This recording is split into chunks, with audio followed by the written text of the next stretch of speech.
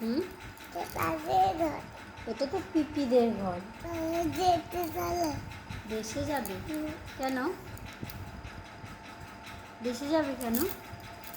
বলছি এই ঘর পছন্দ হয়নি, এই এটা থাকবে না হয়তো।